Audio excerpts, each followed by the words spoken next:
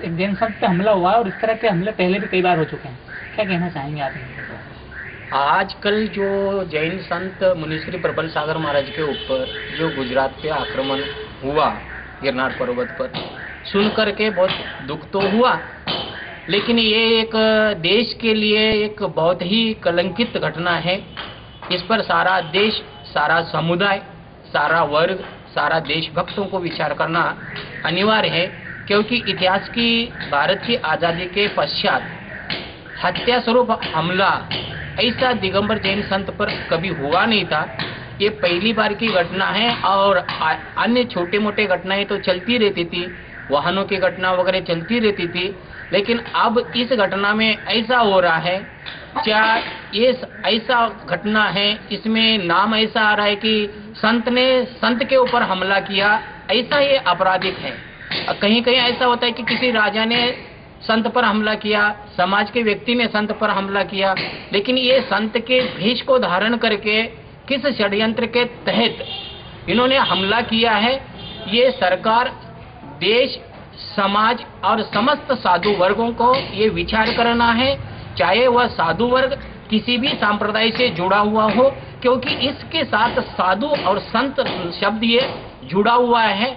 और संत शब्द ये जुड़ने के कारण चाहे वह हिंदू समाज के हो, चाहे वह जैन समाज के हो, चाहे वह ईसाई समाज के हो, किसी भी समाज के हो, इस देश में रहने वाला प्रत्येक संत का, प्रत्येक धर्मात्मा का, प्रत्येक देशभक्त का और का कर्तव्य बनता है कि इसकी जड़ तक पहुंचे, और जड़ तक के पहुंच के क्या इसमें किसी का षड्यंत्र है, क्या इसका किसी में हाथ है। और खास करके गुजरात की सरकार जो है, उस सरकार की प्रमुख जवाबदारी होती है, क्योंकि उसके राज्य में ये घटना घटी है। अन्य राज्य इसमें अपनी भावनाएं व्यक्त कर सकता है, लेकिन सर्वोपरि अधिकार बनता है उसका।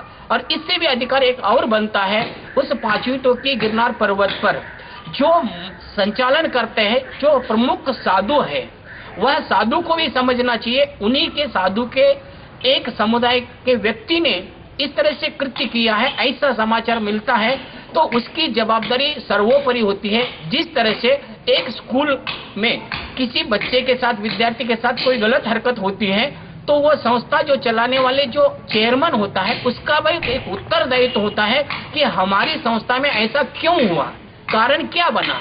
तो इसी तरह से उस संस्था में रहने वाले समस्त साधुओं का भी ये कर्तव्य बनता है, समाज के सृष्टि वर्गों का भी कर्तव्य बनता है कि एन केन प्रकार न इसमें भेदभाव को भूल करके संत किस संप्रदाय का है यह महत्व नहीं है, लेकिन संत पर आक्रमण हुआ यह महत्वपूर्ण है। क्योंकि कोई भी संत समाज के कल्याण के लिए अपना ज्ञान प्रबोधन देता रहता है, लेकिन आज ऐसी विकृति आ गई, संत के भेष में भी हथियारे निकलने लग गए। ये हमारे देश के लिए आतंकवादियों से भी ज्यादा खतरनाक हो सकता है। और ऐसे संतों को ढूंढ के निकालना हम सभी संतों का ये परम कर्तव्य होता है।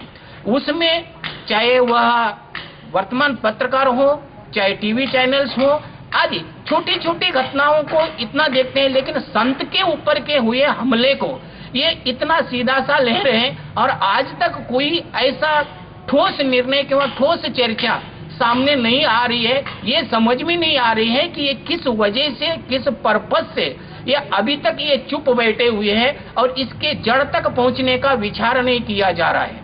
तो इसीलिए इसके जड़ तक सभी जनों को मिलके पहुंचना है। इसमें केंद्र सरकार को भी हस्तक्षेप करना चाहिए, राज्य सरकार को भी हस्तक्षेप करना चाहिए, अन्य राज्य के भी व्यक्तियों को समर्पण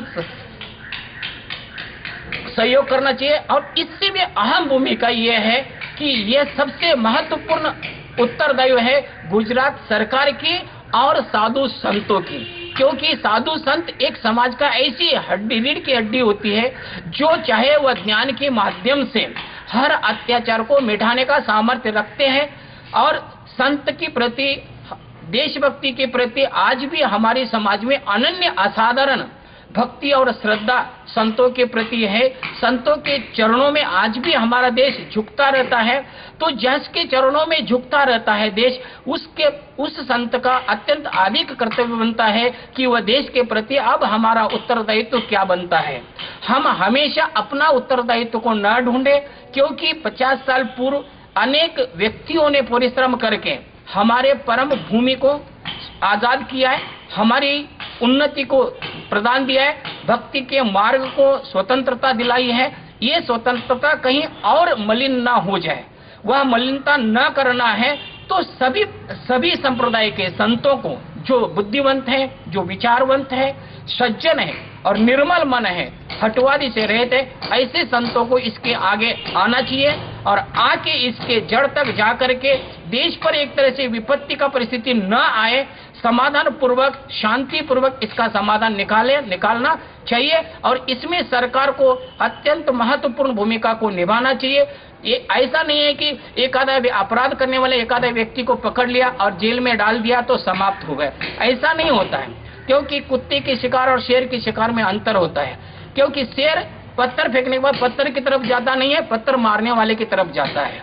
कौन व्यक्ति संत पर हमला किया, इससे ज्यादा महत्वपूर्ण है उसने क्यों किया, क्यों करवाया गया, क्या किसी के बलपूर्वक किया, क्या किस वजह से हुआ, किस षड्यंत्र के तहत हुआ। अगर वह षड्यंत्र के तहत हुआ है तो उस षड्यंत्र की जड़ तक पहुंचना चाहिए।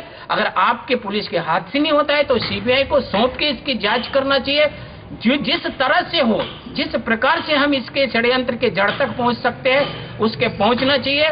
और गिरनार पर्वत पर बहुत सी अराजकता चल रही है, उस अराजकता को खत्म करना चाहिए। क्योंकि गिरनार पर्वत यह एक भगवान की पावन भूमि है, तपोभूमि है और पवित्र भूमि है।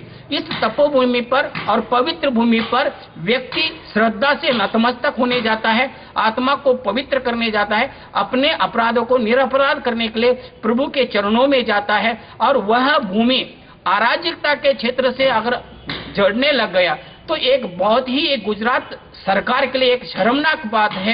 क्योंकि उस पवित्र भूमि को अराजकता का स्थान होने से इनको बचाना चाहिए, अन्यथा ये कलंक इनके ऊपर सदैव रहेगा।